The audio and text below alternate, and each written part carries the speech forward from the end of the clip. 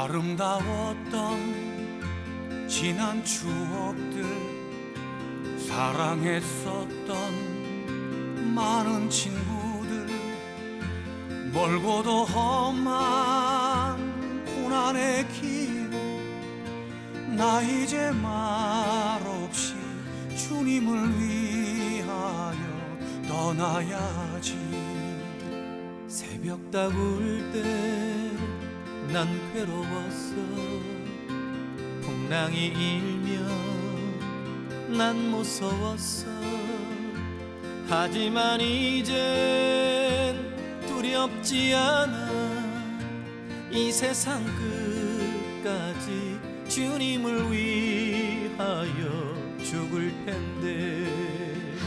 수없이 많은 사람들 위해 당신이 바친 고귀한 이 생, 영원히 당신과 함께 있고파 사랑의 십자가를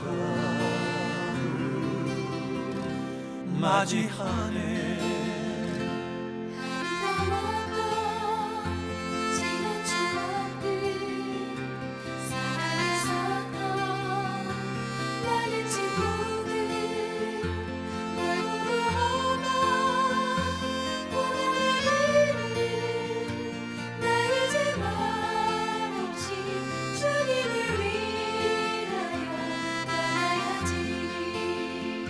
수없이 많은 사람들 위해 당신이 바친 고귀한 이 생, 영원히 당신과 함께 있고파 사랑의 십자가를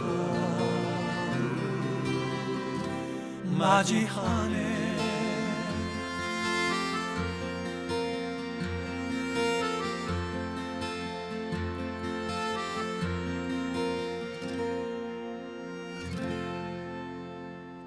요한의 아들 시몬아,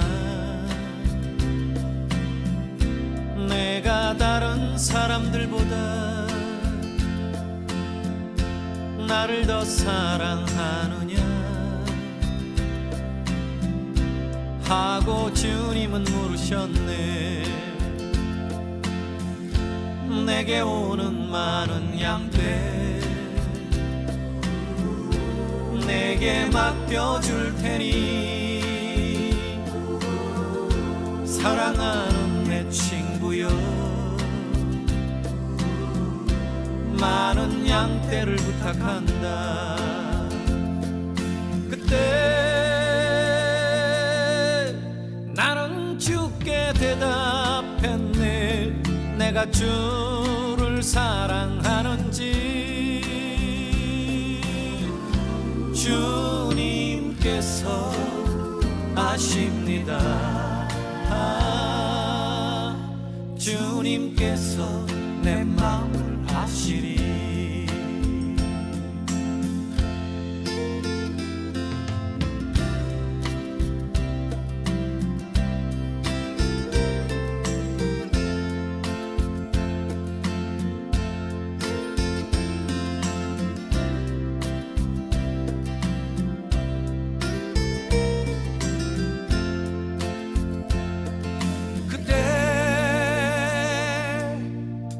나는 주께 대답했네. 내가 주를 사랑하는지 주님께서 아십니다. 주님께서 내 마음을 아시리. 주님께서 내 마음을 아시리. 주님께서 내 마음을 아시리.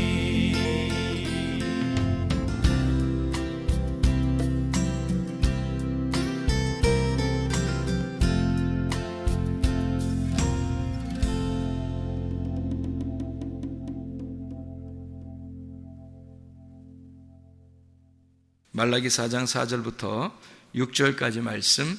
너희는 내가 호렙에서 온 이스라엘을 위하여 내 종 모세에게 명령한 법 곧 율례와 법도를 기억하라. 보라, 여호와의 크고 두려운 날이 이르기 전에 내가 선지자 엘리야를 너희에게 보내리니 그가 아버지의 마음을 자녀에게로 돌이키게 하고 자녀들의 마음을 그들의 아버지에게로 돌이키게 하리라. 돌이키지 아니하면 두렵건대 내가 와서 저주로 그 땅을 칠까 하노라 하시니라. 아멘.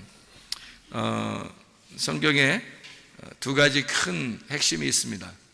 성경에 두 가지 큰 핵심이 있는데 하나는 선이고 하나는 악이에요. 그게 성경의 두 가지 큰 핵심이에요. 선과 악이라고 해야 되는 거죠. 이 두 가지가 합해서 생명이라고 하는 이 한 가지가 되는 게 이 성경입니다. 우리가 이제 그걸 전제로 해서 성경을 봐야지, 그렇지 않으면 성경이 보이질 않는 거예요. 성경 자체가 그런 것이기 때문에 그렇습니다. 그러니까 이렇게 되는 거죠. 하나님이 복을 내려주시는데, 말씀을 잘 지켜 행하면 복을 내려주시는데 그 복을 안 받으면 진노가 임한다, 이 말이에요. 그러니까 진노와 복은 아주 같이 병행하는 거죠. 그러니까 진노하고 복은 같이 병행한다. 그러니까 선과 악은 같이 병행해서 우리에게 찾아오는데, 우리가 선을 선택하지 않으면 악한 것이 우리에게 온다는 얘기예요. 그러니까 하나님의 복이 임하지 않으면 하나님의 진노가 같이 임한다, 이런 얘기입니다. 그러니까 여호와의 크고 두려우신 날, 여호와의 크고 두려우신 날이 어떤 날이겠어요?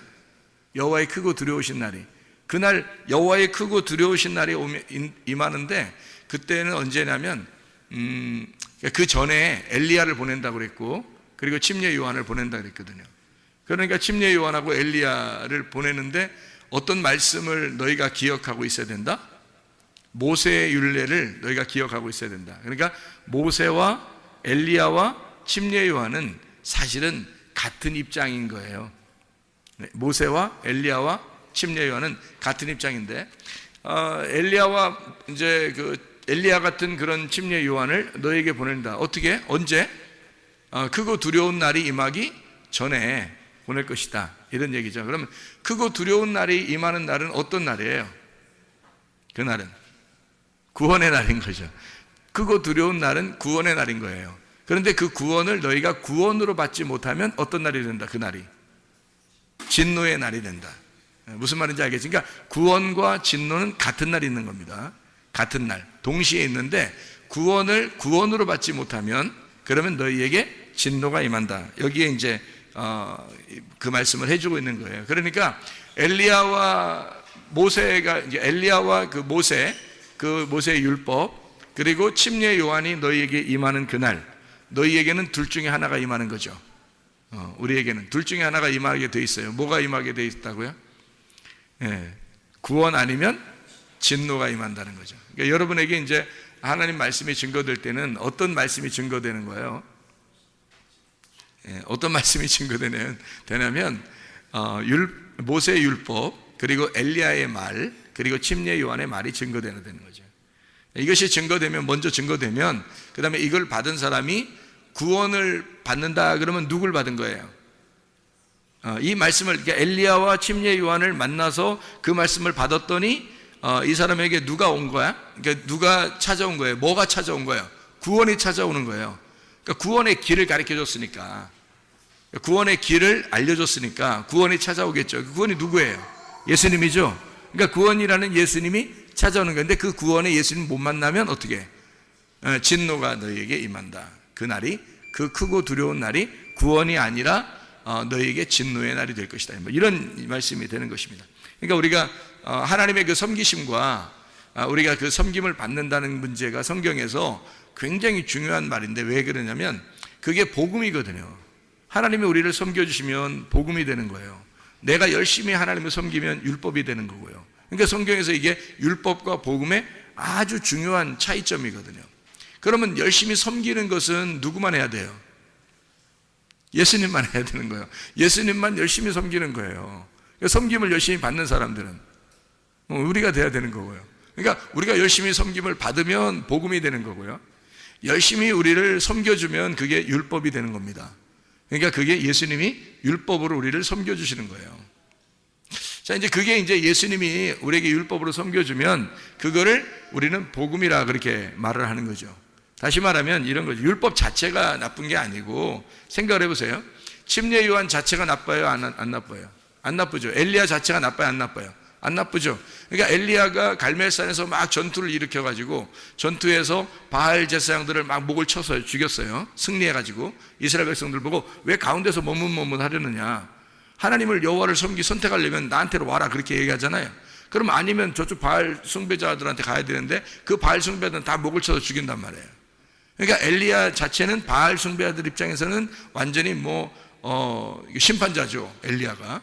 그래 이스라엘 백성들한테는 구원자가 되는 거예요. 그렇죠? 엘리야 자체가. 그러니까 한쪽에서는 무서운 사람이지만 한쪽에서는 아주 사랑의 사람인 거죠. 이게 예수님의 모습과 똑같죠. 예수님이 이 땅에 오셔가지고 장애인들이나 병든 자나 소경이나 이런 분들을 섬길 때, 연약한 여인들, 사마리아 여자 같이, 또는 삭개오 이런 사람들을 섬기고, 그리고 38년 된 병자를 섬기고, 강도 만난 자를 섬기고, 또 맹인들을 이렇게 섬기고 병자들을 섬길 때, 그때 예수님은 그들에게는 구원자잖아요. 그런데 바리새인들 입장에서는 어떻게 해요?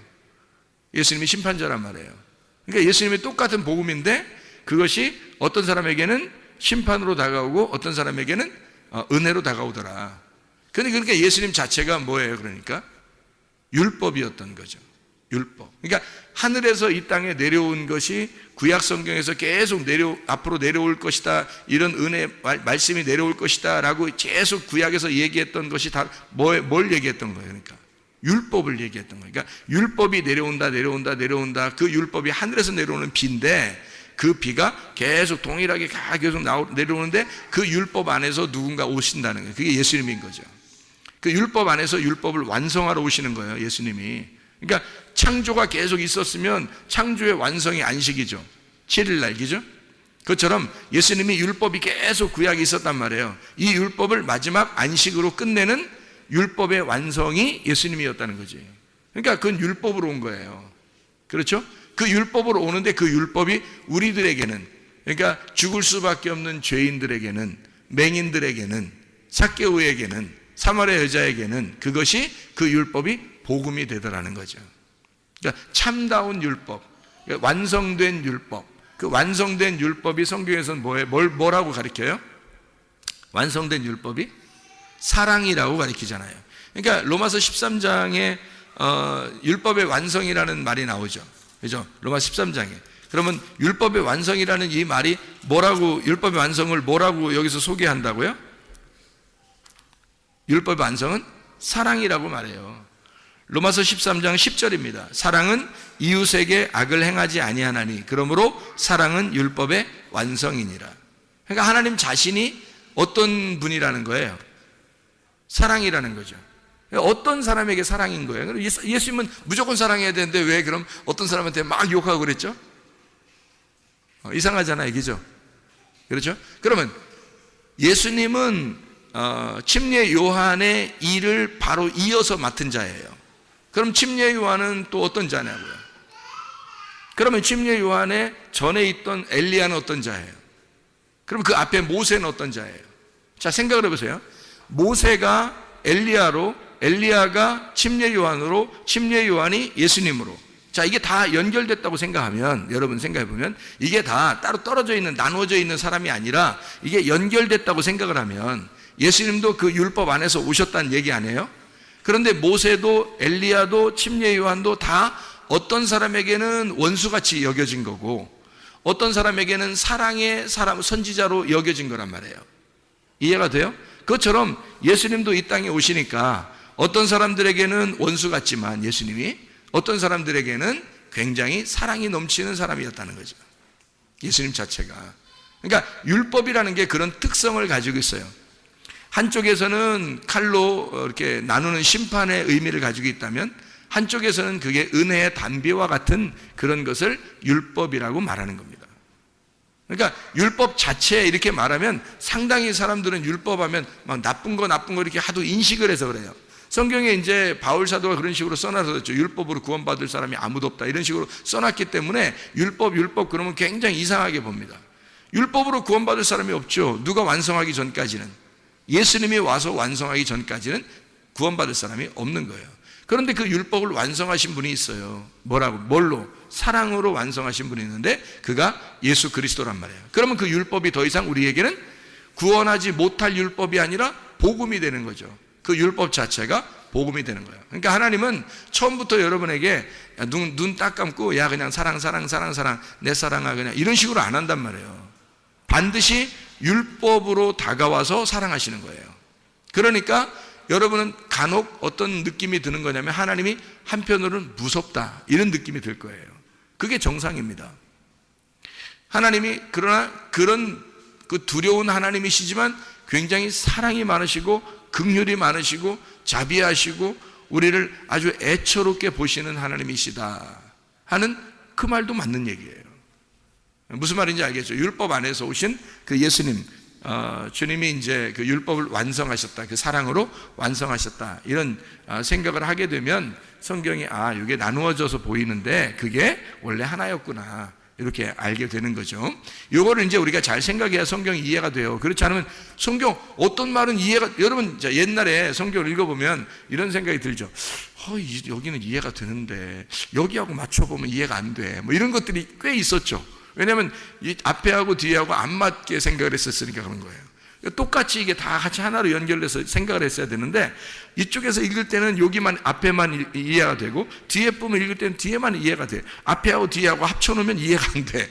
여기선 이 말하고 여기선 이 말을 이상하다. 하나님 왜 여기선 이 말하고 여기선 이 말을까? 이런 생각이 들 때가 있죠. 그죠? 하나님이 똑같은 말을 이쪽에서는 반대로 얘기하고 이쪽에서는 또 반대로 얘기하고 막 그런 게 있어요. 예를 들어서 뭐 효도하라 그러잖아요. 성경이죠. 효도하라고. 그럼 또 한쪽에서는 어떻게 부모하고 원수를 맺으라 그렇게 또 얘기하잖아요. 이런 게 이제 이 성경에서 이게 다 합쳐져야 되는 건데 이 합쳐지 못했을 때는 이게 나누어진 거예요. 선, 악으로 나누어진 거란 말이에요. 이게 딱 이렇게 나누어진 거죠. 선악이라고 그러면 이제 어떤 걸 선악이라고 그러냐면 선한 거는 효도하라는 게 선한 거겠죠. 지금 예를 들어서 하나 얘기하면 선한 거라면 효도하는 게 선한 거겠죠. 그러면 이제 원수 맺으라는 건 악한 거겠죠. 그런 거예요. 그러니까 선과 악으로 이렇게 나누어지는 건데 그거를 두 개 합치면 이게 악한 거예요. 선, 악이에요. 그게. 근데 요거를 가운데서 완성을 하는 게 죽음이에요. 그래서 그거를 그 사이에서 죽어버리면 이게 완성이 되는 거예요. 그러니까 그 죽음의 완성이 사랑의 죽음이죠. 죽음의 사랑. 그게 이제 완성을 시키는 거예요. 이웃을 위해서 목숨을 버리는 그 사랑. 그 예수님이 하는 것이죠. 예수님이 우리의 이웃이니까. 그죠? 우리가 예수님의 이웃이고 우리의 이웃은 예수님이에요. 그러니까 예수님과 우리는 서로 이웃인데 원수가 아니고 이웃이에요.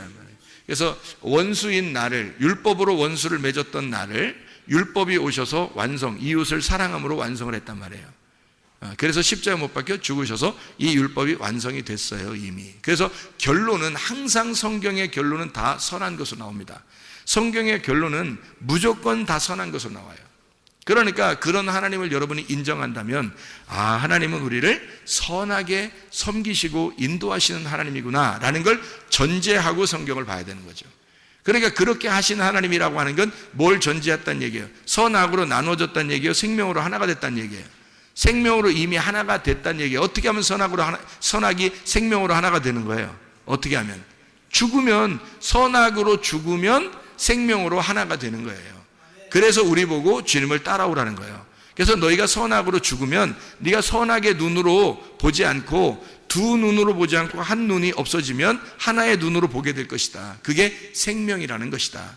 하나님이 그토록 우리를 사랑하시는 거다라고 하는 그런 얘기입니다. 자, 두 개가 한 개로 보인다는 얘기를 좀 이제 이해가 되겠죠. 무슨 말인가? 여기서 진노를 받는다, 복을 내린다. 구원을 주신다, 진노하신다. 구원을 구원으로 받아들이지 못하면 진노가 임하는 거다. 그게 같은 날 오는 거다. 그래서 이쪽 진노가 오는 쪽에서 볼 때도 크고 두려운 날이고요. 구원의 날이 오는 것도 크고 두려운 날입니다. 그러니까 하나님의 날은 크고 두려운 날이에요. 그런데 한쪽에서는 구원의 찬양을 하게 되고 한쪽에서는 통곡하는 진노가 임하게 되는 것입니다. 그게 이제 누가 임하면 그렇게 된다고요? 누가 오면? 침례 요한이 오면 그런 일이 벌어진다고. 그럼 그 침례 요한이 누구의 이름으로 왔다고요? 엘리야의 이름으로 왔다고요. 엘리야처럼 왔다고. 그러니까 엘리야는 뭐 어떤 말씀으로 왔다고요? 모세의 말씀으로 왔다고. 이게 다 세트라니까. 세트 알잖아. 세트 알잖아. 우리 세트 알잖아. 자, 모세, 엘리야, 침례 요한, 이게 세트라고요, 성경에. 그래서 모세, 엘리야, 침례 요한 이름 많이 나오죠, 성경에. 이게 세트니까 기억하고 있어야 되지. 그게 율법의 대표예요. 그러니까 모세, 엘리야, 침례 요한. 그래서 말라기서의 지금 4장 4절부터 6절까지 말씀은 세 사람의 이름이 나오죠. 어떤 사람의 이름이 나와요? 예, 그러니까 엘리야의 이름으로 오는 자가 하나 있고, 그리고 모세의 율법이 먼저 나오기죠. 모세의 율법이 먼저 나오고, 그 다음에 엘리야의 마음을 가진 자가 나온다는 거예요. 그가 침례 요한이죠. 그러니까 모세, 엘리야, 침례 요한, 맞죠? 그렇게 오게 되면 그가 오면 그 길을 마련해서 누군가를 만나도록 한다는 거예요. 그 만나도록 하는 그 날이 크고 두려운 날이다, 이런 말씀이죠. 이해가 되겠죠, 무슨 말인가? 자, 우리 그러면 이제 마태복음 11장 11절 12절의 말씀을 우리 한번 보면은 거기에 뭐가 나올까요? 마태복음 11장 11절 12절의 말씀에 보면, 내가 진실로 너에게 말하노니 여자가 낳은 자 중에 침례 요한보다 큰 이가 일어남이 없도다. 그러나 천국에서는 극히 작은 자라도 그보다 크니라. 침례 요한의 때부터 지금까지 천국은 침노를 당하나니 침노하는 자는 빼앗느니라, 이렇게 되어 있잖아요. 그러니까 그 침노한다는 말이 나오고, 그 다음에 빼앗는다는 얘기가 나오고, 그 다음에 천국이라는 말이 나오잖아요. 그러면 여기서 침례 요한보다 그 전에는 큰 사람이 있다, 없다? 없다. 그러면 침례 요한보다 큰 사람이 없으니까 앞에 구약의 성경 중에서 엘리야가 침례 요한보다 커요, 안 커요? 안 크다. 모세가 커요, 안 커요? 안 크다. 침례 요한이 가장 크다. 솔로몬이 더 커요, 안 커요? 안 크다. 침례 요한이 가장 크다. 지금 그런 얘기 하는 얘기죠? 다윗보다 더 크다, 노아보다 더 크다. 어이구, 어마어마하네. 이제 침례 요한이 진짜 어마어마한 사람이네요, 그죠? 왜 이렇게 얘기했을까요? 왜 침례 요한보다 다 작다고 그랬을까? 앞에 있는 사람들은 침례 요한이 율법의 마지막 주자예요. 그러니까 왜 그 달리기 할 때 잘 뛰는 사람을 최고 마지막에 두잖아. 릴레이 경주할 때, 그죠? 이렇게 5명이 달리기 한다면, 이어서 달리기 한다면, 마지막 달리는 사람이 최고 잘 뛰는 사람이 마지막 달리죠? 그러니까 침례 요한이 가장, 율법 중에서 가장 잘 달리는 사람이란 말이에요. 가장 잘 달리는 사람, 침례 요한이에요. 그 침례 요한이 나중에 어떤 이름으로 바뀌느냐면요, 사랑의 사도 요한으로 바뀌는 거예요. 이름이 똑같은 이름이잖아요. 그러니까 침례 요한이 뭘로 바뀌느냐면, 이게 침례 요한의 그 율법이 완성이 되잖아요. 그러면 사랑의 요한이 되는 거예요. 성경에 보면 요한복음 하면 막 사랑이 넘치죠. 요한 1서, 요한 2서, 요한 3서 그러면 막 사랑이 넘치잖아요. 하나님은 사랑이시다 막 이러고 막 이러잖아요. 그게 뭐 때문에 요한을 갖다 그렇게, 요한이 또 그렇게 그런 글을 쓰게 되도록 하나님이 허락하셨을까? 그게 침례 요한이 율법의 마지막 주자로 왔기 때문에 그 율법이 완성된 예수가 마지막 이제 오잖아요. 침례 요한 다음으로 예수님 오잖아요. 그러면 요한이 사랑의 하나님을 소개하는 거예요. 그러니까 이 사랑의 순서를 소개하느라고 침례 요한이 예수님을 거쳐 사랑의 요한이 되는 거란 말이에요. 아니, 물론 이 사람이 죽었다가 요한으로 부활해서 무슨 윤회했다 이런 말이 아니에요. 그런 말이 아니라 성경의 그 요한이라는 이름 자체가, 그 요한이 침례 요한이라는 이름하고 요한, 그리고 예수님 거쳐서 그 다음에 사랑의 요한이 된단 말이에요. 마지막에 십자가 못 박혀 돌아가실 때 누구만 거기 십자가 밑에 있었어요? 제자 중에서 요한만 있었어요. 요한만. 그래서 예수님 뭐라 그래요? 요한 보고 이제 오늘부터 네가 어머니 모셔라 그러잖아요. 그 어머니한테 뭐라 그래요? 오늘부터 아들 하세요, 이쪽, 이렇게 하셨잖아요. 그러니까 거기서 하여튼 십자가에 못 박혀 돌아가실 때까지 하여튼 효도는 하여튼 하신 분이야.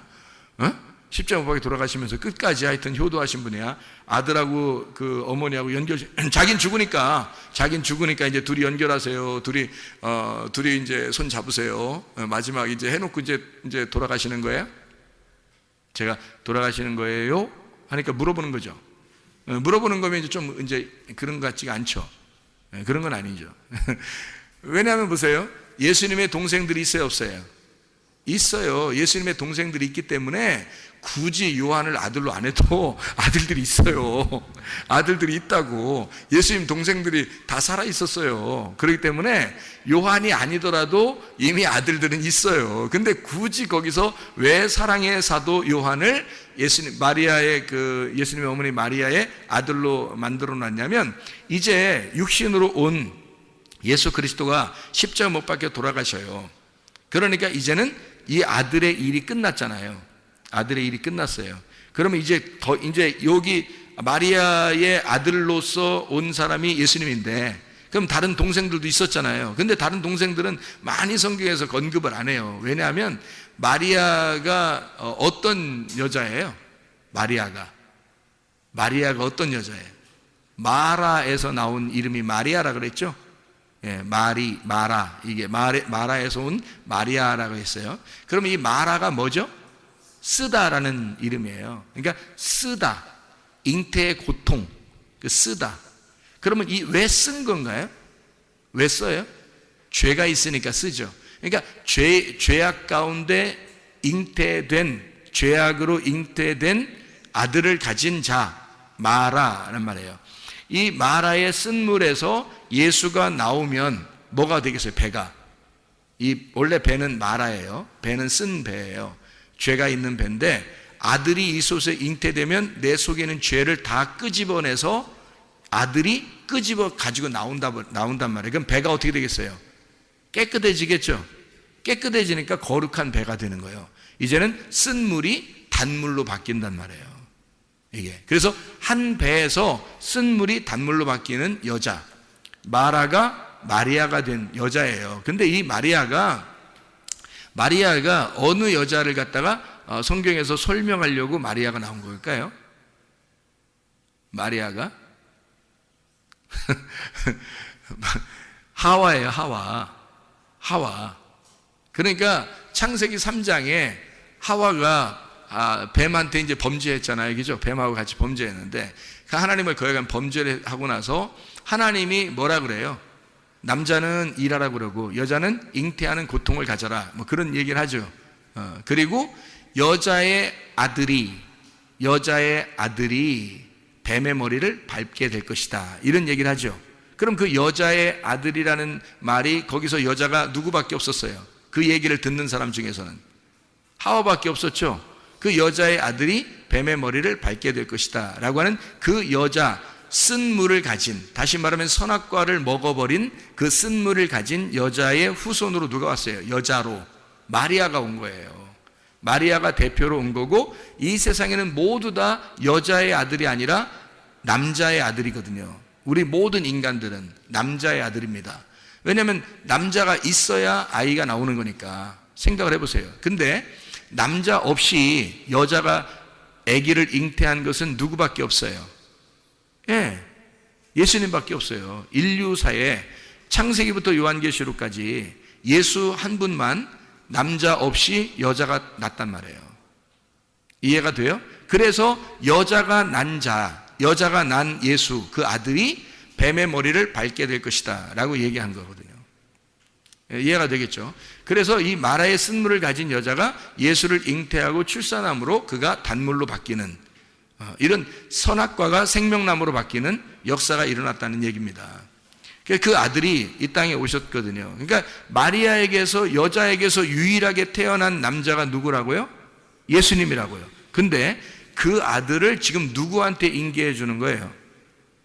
십자가 못 박혀 돌아가실 때 요한한테 인계해 주는 거란 말이에요.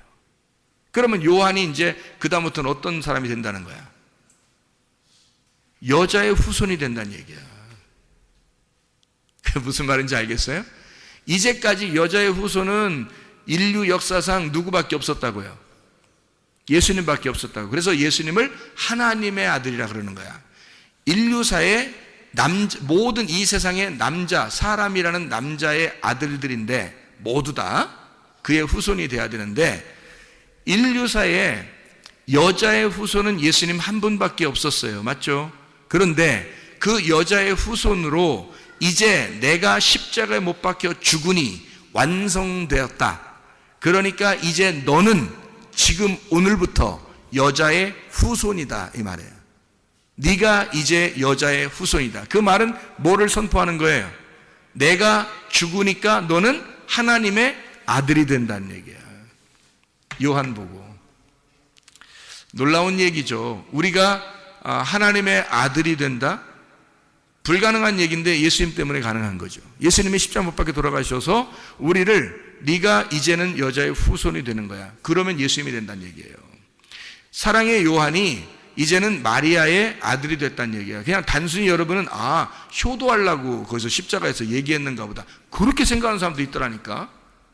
하긴 뭐 그렇게 생각은 자유니까 그렇게 생각한다고 한들 뭐 그거 가지고 또 뭐 아이고 그렇게 했대 뭐 아이고 뭐 그 생각을 그 정도밖에 못해 뭐 그렇게 하면 안 되고요. 그 정도 많이 하신 거죠, 생각을. 그렇지만 그런 말이 아니잖아요. 여러분이 생각을 가만히 지금 들어보시라고.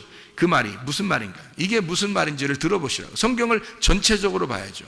마리아가 왜 왔는지, 그가 왜 마라의 이름에서 왔는지, 왜 그가 하와의 약속, 하나님과 하와의 약속에서 올 수밖에 없었던 여자의 후손을 잉태한 자였는지를 우리가 보게 되면 성경이 일괄성 있게 똑같은 얘기를 하나를 하고 있는데, 그게 바로 뭐냐면 여자의 후손인 하나님의 아들을 소개하고 있다는 얘기예요. 그거를 십자가에서 예수님이 요한이라는 자를 자기의 어머니와 연결시킴으로써 네가 오늘부터 여자의 후손이 된다라는 얘기를 해주고 싶었던 거죠. 그래야 말이 일치가 되고 맞는 얘기지, 이 인간적인 효도 얘기를 하는 거겠어요? 하긴 뭐 효도하셔야지. 그렇지만 성경을 좀 더 영적으로 좀 생각을 해보자는 말이에요. 좀 더 깊이 진리의 말씀을 영적으로 좀 생각할 수 있어야 되지 않겠습니까? 깊이 있게. 그죠? 우물물을 자꾸 이렇게 퍼내서 깊이 있는 그 우물의 깊은 물을 마셔야 더 시원하고 그게 더 생수죠. 그렇죠? 자, 어쨌든 이게 여자의 후손으로 온 게 사랑의 사도 요한이에요. 그러니까 침례 요한이 사랑의 사도 요한으로, 그래서 하나님의 율법이 하나님의 사랑으로 완성이 되었다. 이러면 하나님의 여자의 후손인 하나님의 아들이 된다. 무슨 말인지 알겠죠? 자, 그래서 사랑이 완성이라는 말이 그냥 단순히 뭐 사랑하면 완성된다 그런 말 아니에요. 그러니까 율법이라는 그 자체를 완성할 때, 다시 말하면 예수의 죽음을 전제로 할 때 십자가 사건이 율법의 완성이다. 이런 얘기를 우리에게 해주고 있는 말씀들입니다. 자, 우리 이제 성경 한 보고 마치도록 하겠습니다. 마태복음 11장의 11절 12절에 침례 요한이 침노하는 그 이후부터는 침노하는 자라는 거예요. 그러면 예수님 때부터는 어린아이라 할지라도 침례 요한보다 크다는 거죠. 침례 요한이 구약에서 가장 큰 자였는데, 왜 가장 큰 자냐면 이 사람이 예수님의 얼굴을 직접 본 사람이에요. 그 전에는 다 이렇게 그 그림자로 봤다고요. 왜냐면 직접 나오지 않았으니까. 근데 직접 나와서 그와 함께 살고 동시대에 그 예수를 동일하게 엘리야와 같은 선지자였지만, 모세와 같은 율법을 가진 자였지만, 침례 요한만 유일하게 예수님의 얼굴을 직접 만나고 본 사람이란 말이에요. 그러니까 이 세상에 뭐 앞에가 훌륭한 선지자들이 얼마나 많아요. 사실 율법 그러면 모세고요, 선지자 그러면 엘리야거든요. 근데 그거를 뛰어넘은 자가 침례 요한이라고 한 것은 왜 그러냐면 직접 복음의 하늘의 아들을 직접 본 거예요, 이 침례 요한이. 그러면 이제 직접 본 하나님의 아들 이후부터는 어떻게 되는 거예요? 여기서는 이제 어린아이라 할지라도 침례 요한보다 큰 거죠. 왜냐하면 앞에 침례 요한까지는 율법이었고, 그 예수님 안에서는 침례 요한보다 더 큰 자가 예수님이니까, 예수님이 침례 요한보다 더 큰 자니까 그 예수님 안에서는 어린아이도 침례 요한보다는 크다는 얘기죠. 그러니까 누가 침노하느냐는 거예요. 예수님이 침례 요한 때까지 이제 이 때부터 지금 천국이 올 때까지 계속 침례 요한까지는 율법의 시대였는데, 그때부터 천국은 침노를 받는데요. 침례 요한 때부터 천국이 침노를 받는데, 그럼 그 침노한다는 말이 어떤 의미라고요? 침노가 비아조라는 단어입니다. 강제로 들어가다라는 말이고, 이게 비아, 폭력이라는 단어입니다. 비오스, 생명이라는 말이고요. 침노하는 자가 빼앗는다 할 때 그 침노하는 자가 비아스테스라는 단어고, 이게 난폭한 사람, 폭력자를 말합니다. 폭력자만이 그걸 빼앗게 된다는 거예요. 이게 비아조에서 나온 단어고요. 강제로 들어간다는 말입니다. 그러니까 침노에 들어간다는 걸 의미하는 거예요. 구원은 그러니까 그냥 단순하게 은혜로 받지만 그 구원을 받은 것을 이 하나님의 말씀을 깨닫고 완성을 하려면요, 이게 계속 침노에 들어가야 되는 거예요. 침노에 들어가는 거예요. 그러니까 이 침례 요한 때부터 예수님까지 계속 폭력을 당한다는 거예요. 이게. 그러면 왜 폭력을 당한다는 단어를 썼을까? 이렇게 폭력을 당한다는 단어를 왜 여기다가 썼을까 하는 얘기예요. 그게 율법이었기 때문입니다. 율법이었기 때문에. 그게 폭력이라는 거예요. 그러니까 율법이라고 하는 건 어떻게 뭐라고 했어요? 율법은 폭력과 사랑이 같이 온다 그랬죠, 그죠? 그러니까 진노와 구원이 같이 온다고 해요. 그게 율법이라고요. 근데 이 예수님은 이 율법의 어느 부분을 맡았어요? 은혜의 부분을 맡은 거예요. 예수님이 율법이 이렇게 하나인데, 율법이 구원과 진노가 같이 오고 율법의 은혜와 이 징계가 같이 오는데, 그 중에 은혜의 부분을, 복음의 부분을 누가 맡았냐면 예수님이 맡은 거예요. 그러면 그 전에 있는 사람들은 다 징계를 맡아야 되는 거거든요. 그 할당된 분야가 그런 거예요. 할당된 분야가 그런 거지, 그 사람들이 뭐 나쁘다 이런 의미가 아니란 말이에요. 할당된 분야가, 모세, 엘리야, 침례 요한에 맡은 분야가 뭐냐면 침노하는 겁니다. 그러니까 침노, 폭력하는 자가 누가 돼야 되느냐면 침례 요한 때부터 예수님 천국이 올 때까지가 계속 침노를 당하는, 폭행을 당하는 거니까 잘 생각해 봐요. 폭행하는 자가 있을 거 아닙니까? 난폭하게 폭행하는 자가 있을 거 아니에요. 그게 뭐겠냐고요. 침례 요한 때부터 천국이 올 때까지 계속 폭행을 당한다는 거예요. 그러면 이 폭행하는 자가 누군가 있어야 되잖아요. 그게 누구냐고요. 침례 요한이란 말이에요. 침례 요한 때부터 천국이 올 때까지니까 침례 요한 때부터 계속 폭행이 일어나요. 그리고 예수님 오신다면 천국이 온단 말이에요. 그러면 그 사이에 그 폭력을 행사하는 자가 침례 요한이죠. 그러면 또 이제 이걸 우리가 잘 생각해 봐야 돼요. 왜 이걸 생각해 봐야 되냐면, 여러분 그 누가복음 10장 30절에 보면 강도 만난 자가 나오는데, 강도 만난 자가 어떻게 됐죠? 때려 맞아가지고 어떻게 됐어요? 거의 반 죽었다는 얘기예요? 아니면 반 딱 잘라서 죽었다는 얘기예요? 반 딱 잘라서 죽었다는 얘기예요. 헤미다네스라는 단어인데요, 이게 헤미다네스가 헤미라고 하는 절반이라는 단어하고요, 드네스코 죽는다라는 말의 합성어예요. 그래서 반이 딱 절반이 죽었다는 얘기입니다. 그러니까 반이 잘라졌다는 얘기예요. 반을 딱 자르는 게 누가 하는 거냐면 선악과가 하는 겁니다. 선악과가. 그러면 이 사람이, 이 강도 만난 자가 만난 그 강도는 뭔 거예요? 그러니까 선악과인 거예요. 그러니까 선악과를 담당하는 율법이 만난 거예요. 그러니까 선악과를 담당하는 율법이 이 강도 만난 자를 만난 거예요. 그게 강도였던 거야. 그러니까 그 강도를 담당하는 사람들이 있었어요. 성경 구약에. 그 사람들이 제사장들하고 레위인들이야. 그래서 그 사람들은 지나가는 거예요. 왜? 잘 만난 거거든. 강도를 잘 만났잖아요. 그 제대로 만났다, 너 강도를. 이렇게 해서 지나가는 거예요. 자기들이. 그러니까 우리가 이제 그냥 보면은, 아우 이 사람들 진짜 인간적으로 사랑도 없어, 뭐 이 사람들 인간도 아니야, 뭐 야 우리는 그렇게 살지 말자, 뭐 이러면서 얘기를 해요.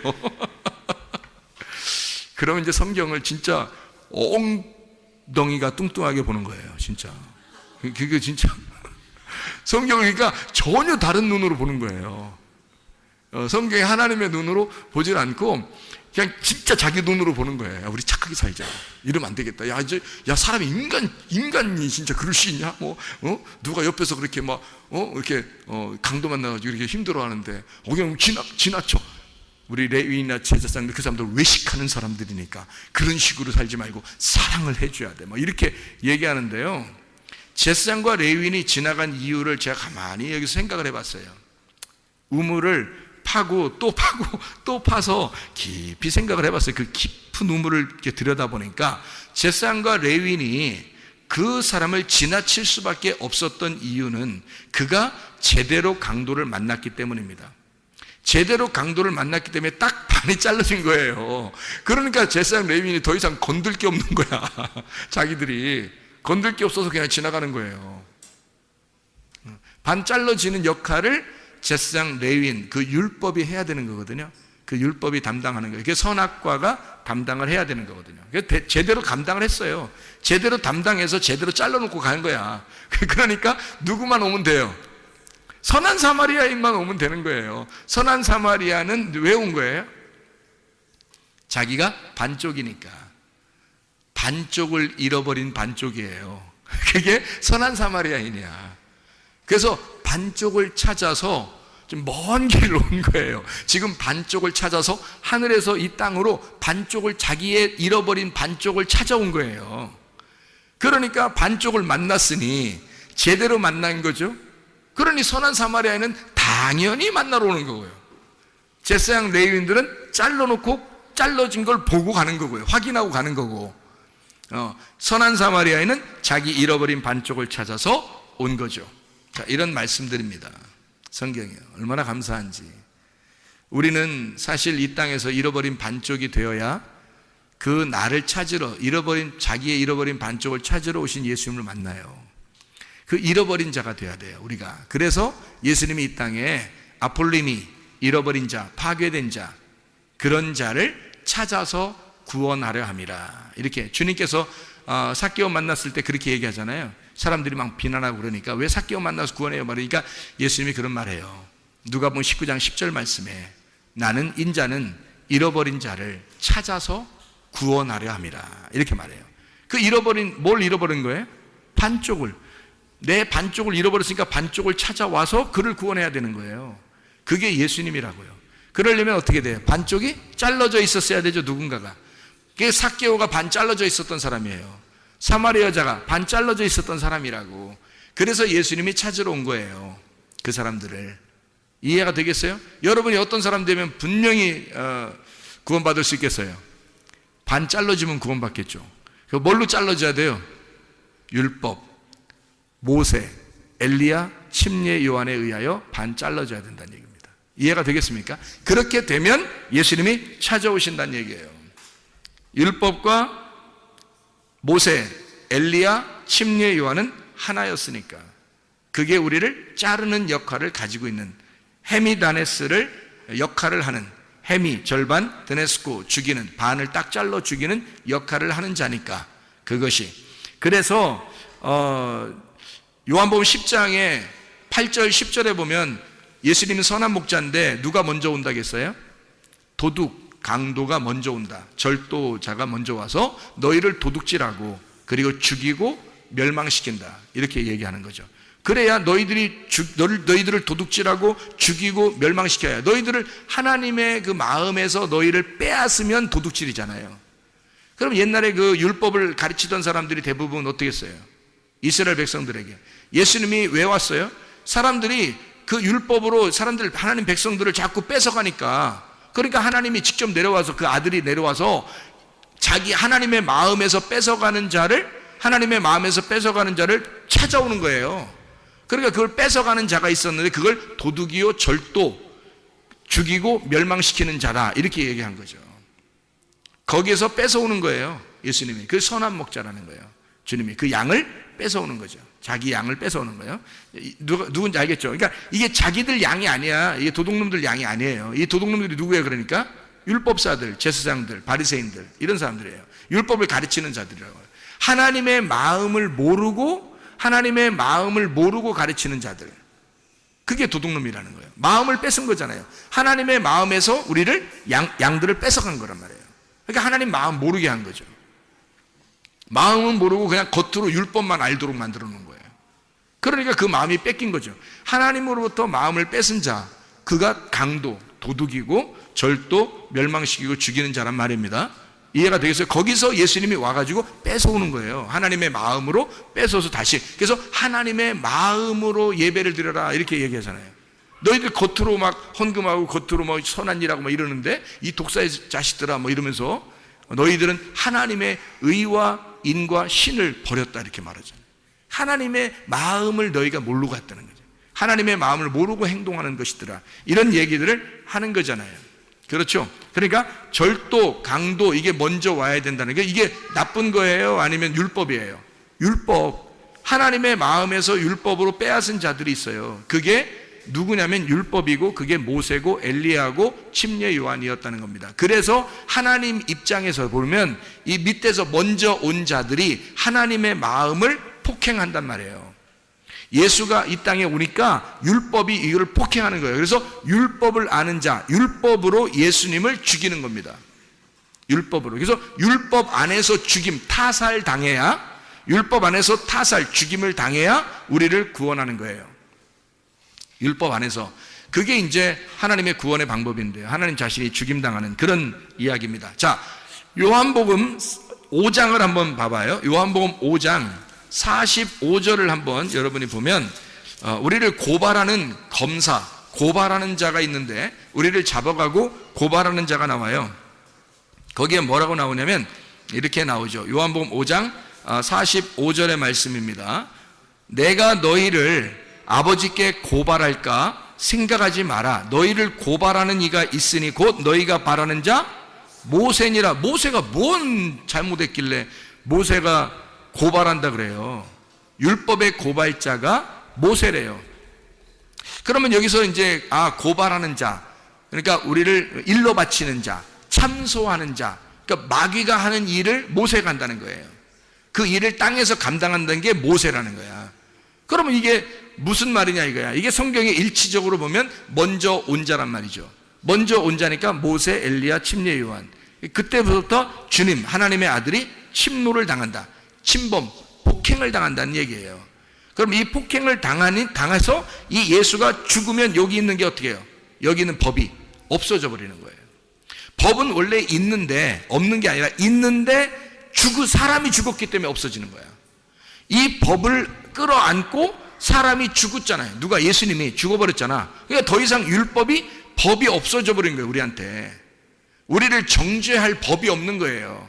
그래서 너희가 뭐가 죄라는 거예요? 그럼 너희를 정죄할 법이 없어졌다잖아. 법 있잖아. 있는데 그 있는 거는 이렇게 예수님이 오셔서 죽으셨다는 걸 설명해 주려고 그러는 거예요. 그러면 뭐가 이제 죄라는 거예요? 법은 없어졌으니까 뭐가 죄예요? 그 죄를 용서하신 예수님을 안 믿는 게 죄라 그러잖아요. 그래서 요한복음 16장 9절에, 그죠? 그러니까 죄는 더 이상 이제 율법이 아니라 율법이라는 법이 없어졌단 말이야. 사람이 죽었기 때문에. 그래서 예수님이 그걸 율법을 끌어안고 다 죽었으니까, 법이 없어졌으니까 이제 뭐가 죄냐면 그 예수님을 안 받아들이면 그게 죄라는 거예요. 그래서 용서받지 못한다는 거예요. 그게. 다른 거는 다 용서받아요. 다른 거는. 그래? 다른 거 다 용서받아? 그럼 내 교회 다니고 내 예수 믿었는데 내가 한번 내 할 짓 한번 해볼까? 뭐 이렇게 하면 그건 넌 믿은 게 아니지. 너는 믿은 게 아니지. 너는 거짓이었지. 그 능멸하는 거죠. 하나님을 능멸하는 태도입니다. 그럴 수가 없어요. 죄를 질 수가 없습니다. 그러니까 하나님 안에서 사는 거를 죄가 없다 그렇게 말하는 거예요.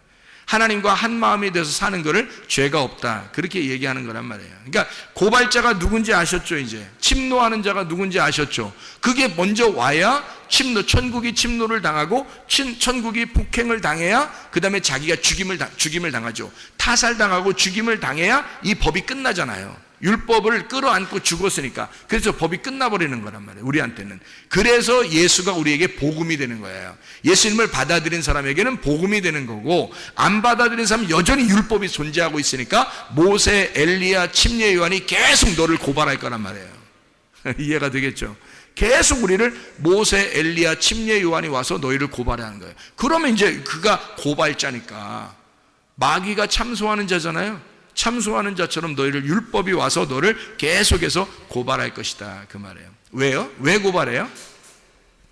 왜 고발해요? 우리를 하나님이 사랑하시니까 고발하는 거예요. 왜 그런지 알아요? 자, 모세하고 율법, 엘리야하고 침례 요한 왜 왔는지를 우리가 알아야죠. 그분들이 왜 우리 앞에 와야 하는지. 목사가 왜 여러분 앞에서 여러분에게 진정으로 죄를 깨닫게 하는지 그걸 알아야죠. 예수님 만나게 하기 위해서입니다. 예수님 만나게 하기 위해서. 그러니까 모세나 엘리야나 침례 요한이 다 같이 어떤 사람들이냐면요, 이 사람들이 하나님의 계시의 말씀을 깨달은 주님의 종입니다. 이 사람들이요. 그러면 이 시대에도 어떻게 돼야 돼요? 진짜 예수를 만나게 하려면 도둑이 먼저 와야 되는데 그 도둑이 누구라겠어요? 우리들이라고 했죠. 나라겠다. 지도자라겠단 말이에요. 그러면 모세, 엘리야, 침례 요한, 그리고 율법, 그 율법을 가진 주의 종들이 예수를 만나게 하는 율법, 그러니까 예수를 만나게 하는 그 도둑, 강도, 절도가 돼야 된단 말이에요. 그럼 그게 이제 우리가 생각할 때는 도둑놈, 절도, 강도, 그게 뭐야? 저 사람들이 교회 목사네 그러면서 우리 거 다 도둑질하고 그러는 거 아닌가? 이렇게 생각할지 모르겠지만 그걸 잘 알아야죠. 왜 모세가, 엘리야가, 침례 요한이 왜 우리를 폭행하고 침노해야 하는지, 왜 예수를 죽여야만 했는지, 그리고 예수를 죽인 것처럼 너희들에게 그렇게 찾아오는지, 왜 그 말씀의 율법의 말씀으로 우리를 왜 찾아와서 우리를 자꾸 때리는지, 가슴을 자꾸 치는지, 그거를 알아야죠. 왜 그러는지. 하나님의 계시를 맡은 그 깨달은 종이 돼야지만이 그 일을 감당해야 되는 거고요. 그걸 모르는 종이 그냥 사람들 설교한다고 그냥 잘한다 이러고 그냥 사람들 귀에 듣기 좋은 말 하고 설교 잘한다 그러고 이렇게 하는 거는 아니란 말이에요. 아무나 이렇게 먼저 온 자가 있어야 예수를 만나는 거니까 먼저 온 자가 아무나 그냥 만나면 여러분이 예수님 만날 것이냐? 아니에요. 침례 요한 같은 사람 만나야 예수님 만나는 거예요.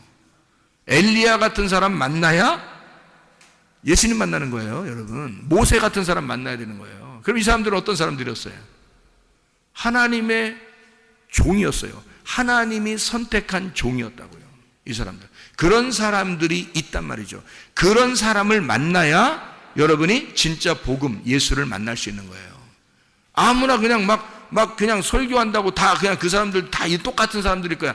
아니, 성경에 이게 모세, 엘리야, 침례 요한이 다 다른 사람 똑같아요? 아니에요. 하나님이 분명히 선택한 주의 종들이 있다고요. 하나님이 선택한, 하나님과 진짜 한 마음이 된, 그래서 자기 역할을 감당해야 되는, 자기가 예수가 아니니까 예수를 만나게끔 하는, 자기가 위대해지고 자기가 능력이 많고 자기가 기적을 나타내고 자기가 표적을 나타내고 그러면 그 사람이 예수지. 그럼 딴 예수 만날 필요 없죠. 그 사람 만나면 되잖아요. 그러면 안 되잖아요. 그러면은 잘못된 종을 만난 거란 말이에요. 그건 진짜 잘못된 걸 만난 거고요. 진짜 하나님의 종을 만난다는 얘기는 이 사람이 비록 좀 다소 부족해 보여도 예수의 진리, 예수라고 하는 그 진리를 정확하게 소개해 줄 수 있는 사람이 돼야 되는 거죠. 그 길을, 광야에 외치는 자의 소리가 돼야 되는 거예요. 그 광야에 외치는 자의 그 임금을 만나게 하려고, 자기가 모시는 그 임금을 만나게 하려고 최선을 다해서 그 소리치는 자, 그거예요. 그러니까 그게 모세고 그게 엘리야고 그게 침례 요한이었던 거란 말이에요. 그러니까 우리가 그들이 뭐라고요? 그러니까 누가복음 10장에서는 강도라고요. 딱 반 잘라서 죽이는 자. 여러분이 그렇게 반 잘라서 죽여줘야, 죽고 있어야 예수님이 와가지고 잃어버린 반쪽을 찾아온다 그랬잖아요. 그래, 여러분을 반쪽을 잘라주는 자가 필요한 거지. 여러분을 반쪽을 잘라주는 자가 그게 모세요, 그게 엘리야요, 그게 침례 요한이라는 얘기죠. 이해가 되겠습니까? 그 사람들은 하나님의 전적인 종이에요. 하나님의 계시를 깨달은 종이라고요. 그래서 이 사람들은 그런 일을 자기가 자기의 역할을 충분히 감당하는 거란 말이에요. 자기 잘 보이려고 하는 게 아니라, 이 사람들은 자기들 잘 보이려고 하는 게 하지 않았어요. 하나님을 직접 만나게 하려고 애썼단 말이에요. 이 사람들은. 왜? 자기들은 자기가 진짜 그 복음이 아니니까 자기들은 그냥 잘라주는 역할을 하는 자란 말이에요. 그래서 길을 갖다 제시해 주는 자란 말이에요, 이 사람들이. 그러니까 도둑이라, 강도다, 먼저 온 목자다라고 하는 것은 하나님의 말씀의 길을 제시하는 자란 말이에요. 그게 모세, 엘리야, 침례 요한, 진리의 예수를 만나도록 길을 마련해 주는 자, 그걸 강도라고 그런다고. 우리가 생각하는 강도하고 전혀 반대란 말입니다. 이게 성경에서 말하면, 그래야 성경이 일치가 되죠. 한쪽만 보면 강도, 그럼 무조건 마귀 끝, 이렇게 하면 안 된단 말이에요, 이게 성경이. 그러면 먼저 온 자, 나중 온 자, 이게 안 맞는다고요. 그렇게 그냥 무조건 아무렇게나 얘기해버리면 성경이 일치가 돼야 되고 성경이 하나로 통일되어 있는 하나님의 말씀입니다. 이건 하나님께서 이미 계획에 의하여, 하나님의 전적인 계획에 의하여 순서대로 쓴 책이에요, 이게 성경이. 그걸 깨달아야 되죠. 세상의 어둠의 음녀 입장에서 생각해 보세요. 음녀가 여리고로 내려가고 있어요. 강도 만난 자죠. 여리고로 내려가고 있어요. 그러면 누가 와야 돼요? 강도가 와야 돼요. 와가지고 여리고 내려가는 걸 갖다 잘라버려야 되는 거지. 그냥 반 죽여버려야 되는 거지. 그러면 그 반 죽는 강도 만난 자를 어떻게 해? 감사합니다, 감사합니다 그래야 되는 거죠. 왜냐면 반 잘라줬으니까. 여리고로 내려가니까 잘라버리더라 나를. 이거잖아. 그러면 이게 감사한 거야, 아니면은 막 황당한 거야? 감사한 거죠. 모세, 엘리야, 침례, 요한을 만나야 된다고요. 그 강도를 만나야 된다고. 음녀 입장에서는 여리고의 길을 끊어주는 자, 여리고로 내려가는 그 길을 끊어주는 자란 말이에요. 이게 막 마음을 찢어놓는 자죠. 잘라놓는 자죠. 세상길 가지 말라고. 그러는 자가 모세, 엘리야, 침례, 요한이란 말입니다. 다시 예루살렘으로 길을 돌이키라고, 예루살렘으로 네가 오던 길로 다시 돌이키라고 그렇게 잘라주는 자란 말이에요. 제 갈 길 가는 어둠의 양이 있어요. 양들은 다 어떻게 간다고 그래요? 자기 갈 길 가요. 자기 갈 길을. 목자가 없으면, 그러니까 자기 제 갈 길을 막 가는 거예요. 목자가 없으면. 그게 양이에요. 제 갈 길 가는 그 양의 길을 끊어주는 자예요. 그냥 갑자기 그 앞에 길을 확 무너뜨려 가지고 막 낭떠러지로 만들어 버리는 거예요. 그래서 양이 그냥 꼼짝 못하게 만들어 놓는 거예요. 그러면 양 입장에서는 감사한 일이지 그게. 그렇잖아요. 자기의 길을 끊어줬으니까. 그러니까 끊어주고 자기를 막 폭삭 망하게 하니까 어떤 분이에요? 그러니까 이게 강도라고 성경에 표현한 거지. 이해가 되겠어요? 그런데 그 강도는 어떤 강도야? 우리한테는 진짜 필요한 강도, 꼭 와야 할 강도. 강도여 옷이 없어서 뭐 이렇게 해야 된다니까. 그 강도여 옷이 없어. 왜? 먼저 그 강도가 오셨어야 되는 거예요. 오셔야 돼. 자기한테 그 강도가 오셔야 두 번째 선한 목자 대신 예수님이 오는 거거든요. 강도가 안 오니까, 사람들이 강도를 못 만나니까 예수가 예수를 안 찾아. 왜냐면 잃어버려 봤어요. 자기가 반이 잘라지지 않았으니까 잃어버린 반쪽이 어딘지 찾지 않는 거야 자기도. 근데 반이 딱 잘라서 죽어봐요. 그러면 잃어버린 반쪽을 찾아 자기도. 죽겠어 막 이러는데 자기도 잃어버린 반쪽이 막 어선가 막 어디선가 갑자기 나타나가지고 확 반쪽이 잃어버린 반쪽을 찾아서 확 나타나니까 선한 사마리아인인 거야. 그게 무슨 말인지 이해가 되시죠? 무슨 말 성경이. 자기의 갈 길 가는 어린 양의 길을 끊어주는 자, 그게 강도라고요. 그게 모세, 엘리야, 침례, 요한. 음녀의 입장에서는 강도고 죽이는 자고 멸망시키는 자. 각기 제 길로 가는 양 입장에서는 그가 도둑이고 강도고 죽이는 자고 멸망시키는 자란 말이죠. 그렇지만 그것이 반드시 필요하다. 우리에게 그걸 먼저 만나야, 그 침노하는 자, 폭행자를 먼저 만나야, 예수를 죽였던 그 폭행자가 누구인지를 정확하게 먼저 만나야 예수를 만날 수 있다는 거죠. 그를 먼저 못 만나면 예수 못 만나죠. 그 폭행자가 누구인지를 먼저 알아야죠. 그 율법 안에서. 침례 요한, 맹인을 만드는 자, 죽이는 자, 문을 완전히 닫아놓는 자, 휘장을 완전히 쳐서 안 보이게 만드는 자, 우리를 깜깜하게, 진짜 답답하게, 진짜 아무것도 앞에 길이 안 보이게 만드는 자, 그게 모세, 엘리야, 침례 요한이에요. 그럴 때 여러분은 죽겠어요. 하나님 하나도 안 보여요. 내가 맹인인가 봐요. 하나도 안 보여요. 답답하죠. 그래야 예수님 찾는 거예요. 그래야 그 사마리아 여자처럼 애절하게 그 생수의 물을 기다리는 거예요. 그래야 삭개오처럼 막 달려와서 뽕나무 위에라도 올라가서 얼굴이라도 쳐다보고 싶은 거예요. 맹인이 되어야, 소경이 되어야, 죽이는 자가 죽어가는 자가 되어야, 멸망당하는 자가 되어야, 문이 꽉 막혀서 아주 앞뒤 꽉 막혀 힘들어 죽겠는 사람이 되어야.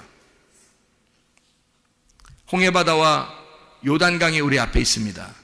이것을 홍해바다를 이렇게 앞에 놓고요, 요단강을 이렇게 딱 앞에 막아놓은 것은 이유가 있어요. 이것을 열어주기 위해서입니다.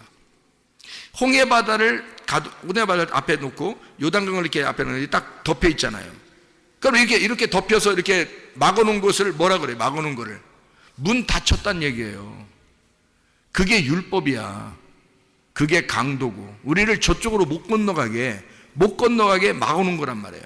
이 막는 자, 우리를 막아서 뒤에는 애굽 군대가 쫓아오죠. 앞에는 홍해바다가 있죠. 딱 우리를 막혀서 우리가 도저히 앞에 나갈 수 없을 때 하나님 어떡합니까? 라고 호소할 수 있잖아요. 그 하나님께 호소하니까 하나님이 구원자를 보내주셔요. 그 구원자가 모세의 지팡이야. 이것을 앞에 내밀어라 이거지. 그러면 이것이 갈라지게 될 것이다. 갈라진 것이 휘장이 찢어지는 거잖아. 문이 열리는 거잖아. 이해가 돼요? 눈 덮였던 소경이 눈이 열리는 거잖아. 이해가 되죠? 죽었던 우리들의 마음이 부활되는 거잖아.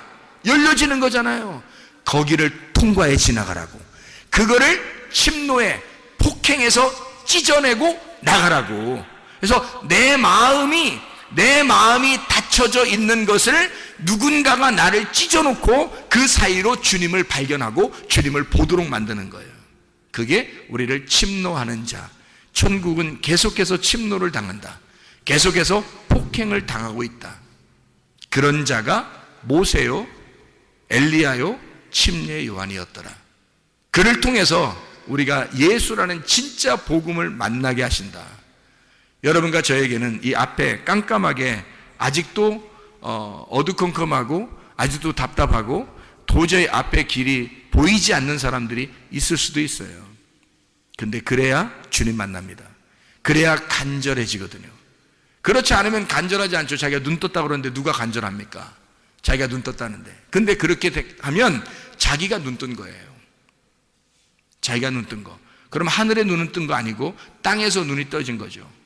그거 아닌 거죠. 그런 사람은 빨리 소경이 돼야 되는 거죠. 그 소경을 만든 자가 강도란 말이에요. 눈을 팍 쳐가지고 눈 안 보이게 만드는 거죠. 그러면 이제 어떻게 안 보여 하나님 어떻게 해? 그러면 하나님이 와서 구원자가 와가지고 열어주는 거지. 이걸 부활시키는 거야. 눈이 부활되는 거야. 이게 주님이 우리를 구원하시는 목적. 아가서 2장 13절 14절. 아가서 2장 13절 14절 한 절 읽고 마치도록 하겠습니다.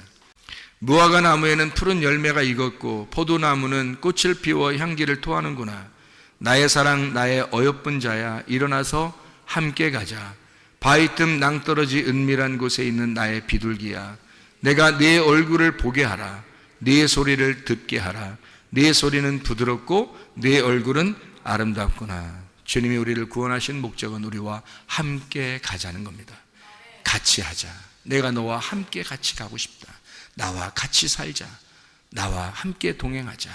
나의 사랑하는 어여쁜 비둘기야, 나랑 같이 살자. 그게 하나님의 구원하시는 목적입니다. 우리의 인생 여정이 죽을 때까지 아무리 길다 할지라도 주님과 동행하면 행복할 것입니다. 주님과 동행하면 천국이 이루어질 것입니다. 우리 하나님 아버지 사랑과 은혜를 감사드립니다. 주 안에서 주님과 동행하다가 주님 만나게 도와 주시옵소서. 예수 그리스도 존귀하신 이름 받들어 기도 올려옵나이다. 아멘.